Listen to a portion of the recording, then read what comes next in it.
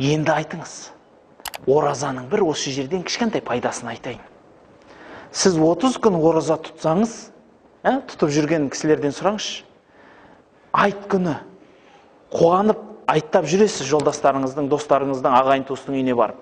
Сол досыңыздың үйіне барған кезіңізде ал тамақ же деп алдыңызға тамақ қойса, күн жарқырап тұрғанда ана тамақ өтпейді.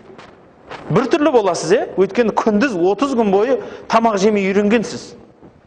Енді анау тамақ қойып тұрса, бір түрлі енді өзіңіз бір қатты қысыласыз, тура бір күнә жасайын деп тұрған адам сияқты боласыз. Жей алмай ана жерде. Бір жақ асқазаныңызда ол кезде тамақ сұрап үйренбей қалады да, үйреніп қалады, ол кезде тамақ бармайтынын біледі да. Бірақ сіз ол күн енді алдыңызға қойғаннан кейін енді бисмиллямен бастайсыз. Ойлаңызшы енді. Сіздің денеңіз, сіздің мінезіңіз соған сай бола бастайды тамақ жемеуге. Ал енді ойлаңыз, 30 күн ораза рухани тәрбиеге одан да қатты үйренеді. Егер сіз осы оразада жақсы әдет үйретсеңіз, соны қатты ұстап қаласыз.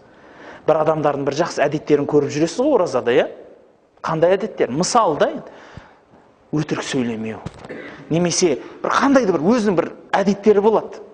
Сол әдеттерді оразада 30 күн тоқтамай жасасаңыз, егер шынымен Алла үшін жасасаңыз, оразадан кейін де сол әдет сізде қалады. Және жаман әдеттен де құтылуға өте пайдалы нәрсе. Кейбір бауырларымыз бар, жаңағыдай анау шайтанның соскасын сорғанды қоймайтын. Жаңағыдай намазын оқиды да, немесе оразасын тұтып алады да, аузын ашқан кезде жүгіреді далаға қарай. Жаңағыдай анау шайтанның тезегін аузына салып жібереді, немесе соскасын тығып алады аузына.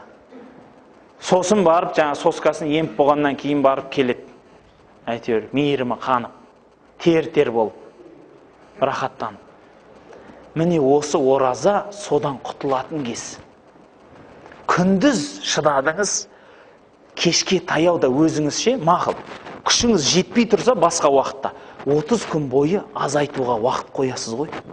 Мысалы, бірінші күн енді сол күйінде қабылдадыңыз кешке жақын. Екінші күні содан азырақ қылыңыз. Үшінші күні одан да кемейтіңіз. Осылайша кемейте берсеңіз, 30-шы күні құтыласыз. Өйткені күндіз ол соскадан ұзақта жүрдіңіз, кешке жақын сол сосканы тастай саласыз да. Сонымен соска ембейтін болып, емшектен шығасыз ғой, былайша айтқанда. Енді ойлаңыз.